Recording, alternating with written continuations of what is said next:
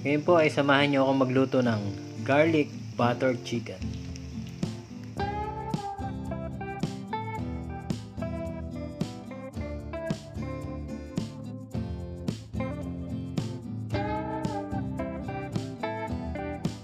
Titimplahan ko na ngayon ng asin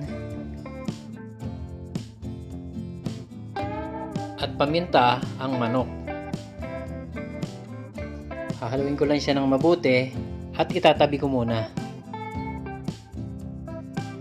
Ipiprepare ko muna ang bawang na gagamitin ko. Sisimulan ko na ang pagluluto. Papainitin ko muna ang pan bago ko ilagay ang salted butter.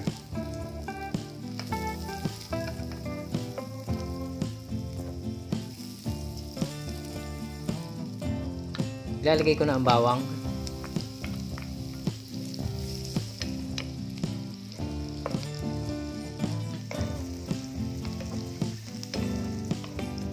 Ayan, pwede na. Hahanguin ko na muna to.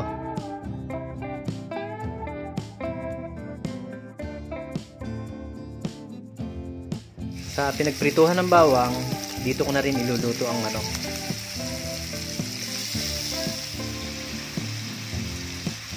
Tatakpan ko muna ito para mabilis lumambot.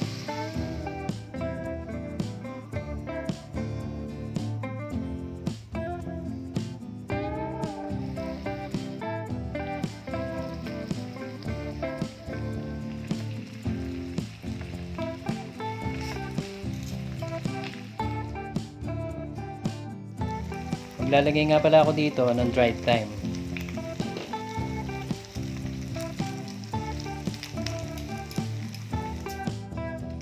Magdadagdag nga pala ulit ako dito ng salted butter.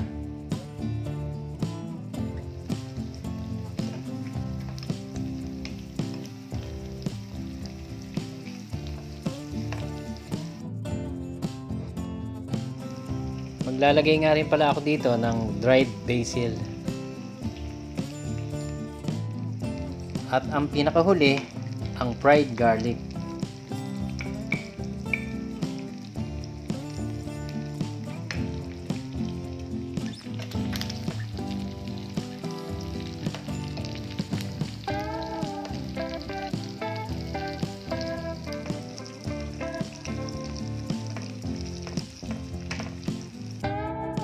Ayan, luto na ang garlic butter chicken.